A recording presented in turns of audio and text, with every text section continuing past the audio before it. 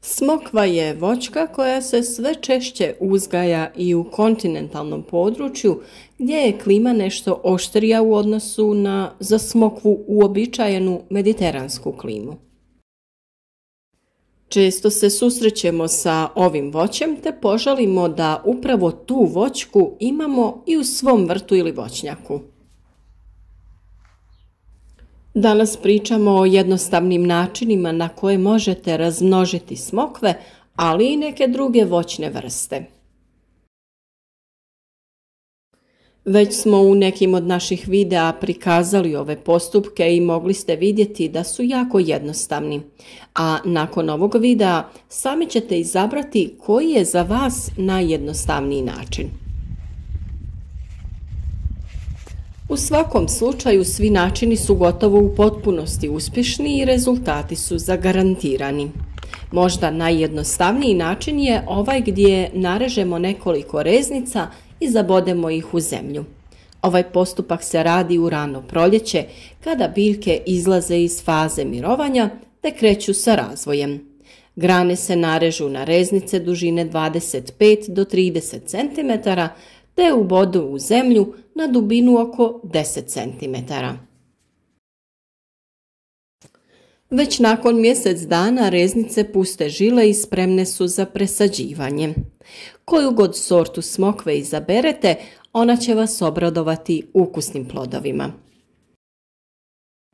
Neke su aromatičnije, a neke slađe, a sve se mogu koristiti za sušenje i spremanje marmelada, kolača ili drugih jela. Ne zaboravite podržati naš rad i označiti ovaj video sa jednim lajkom ispod videa, a biti će nam drago ako napišete u komentaru od kuda nas pratite i kako vam se sviđa naš rad.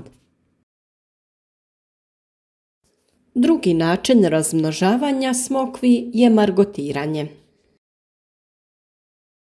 Razmnožavanje margotiranjem je stara kineska metoda, stara 4 do 5000 godina. Zasniva se na ozljeđivanju izbojka ili grana, cirka 30 cm ispod vršnog pupa. Radi se od aprila nadalje, nakon čega se mjesto ozljede omata vlažnim tresetom ili mahovinom i tada se čeka razvoj novog korijenja. Pa krenimo redom. Obavezno odaberite samo zdrave i zrele drvenaste dvogodišnje grane smokvi koje planirate margotirati. Za margotiranje su vam potrebni oštar nož ili još bolje skalpel, kuhinska plastična prozirna folija za hranu ili vrećica, traka, škare, vlažna zemlja, a najbolje je koristiti kokosova vlakna. Kora biljke sastoji se od vanjske kore ispod koje se nalazi ksilem, koji proizvodi hranjive tvari proizvedene fotosintezom prema korijenu.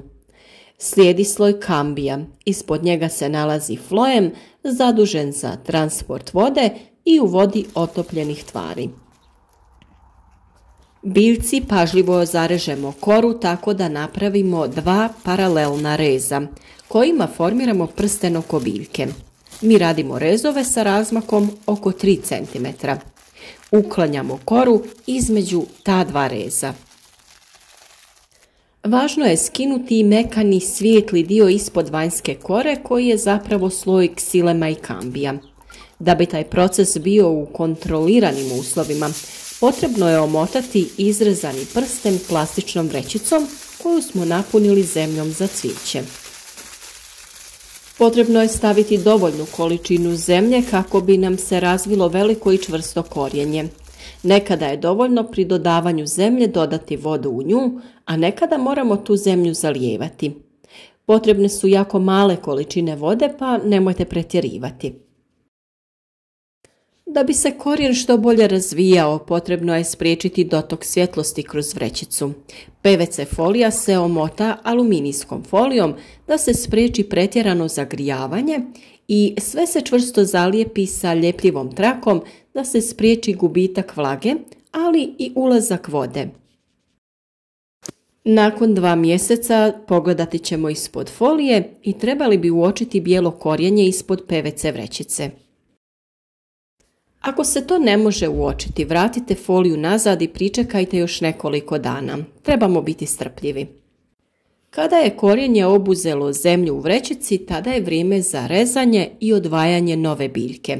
Presaditi ćemo ju u novu posudu. Margotiranjem dobivamo biljku koja je po karakteristikama identična matičnoj biljci. To je dobro znati jer nove biljke nećemo morati kalemiti. Budući da je vrijeme vruće, zemlja lako zasuši pa treba obratiti pažnju. Za početak ćemo umočiti reznicu u vodu da natopimo zemlju oko korijena. Margotiranje ima i svoje nedostatke i prednosti. Kao prednost margotiranja može se reći da je riječ o metodi razmnožavanja koja se vrlo uspješno koristi kod nekih vrsta koje se teško zakorjenjuju drugim metodama. Druga prednost je što se u startu dobiju veće sadnice, za razliku od generativnog načina uzgoja. Kod razmnožavanja se koristi jednostavan alat i pribor koji je dostupan u svim vrtnim centrima. Nedostaci margotiranja s druge strane očituju se kroz malu učinkovitost. Metoda je prikladna za relativno mali broj vrsta. S druge strane, kod nekih vrsta dugotrajan je proces ožiljavanja, mjesto povrede je sklono isušivanju i potrebne su redovite kontrole. Još jedna prednost ovog načina razmnožavanja je što nije potreban nikakav hormon za užiljavanje. Dovoljna je samo vlažna zemlja. Pri sadnji reznice u posudu na dno možemo staviti drenažu. Na ovaj način odvodimo višak vode u dublje slojeve. Na ovaj način možete razmnožiti i druge biljke poput fikusa, kamelija, javora, magnolija, rododendrona, ali i citrusa poput limuna, naranđa i sl. Ali postoje i biljke koje nisu prikladne za margotiranje i kojima će dio iznad prstena propasti. Ovaj način može se primijeniti i na smokvi i užiljavanje će biti jako brzo. Dovoljno je samo nekoliko sedmica i smokva će pustiti lijep korijen. Ako smokvu razmnožavate pomoću reznica, postupak je nešto sporiji i biljke sporije napreduju.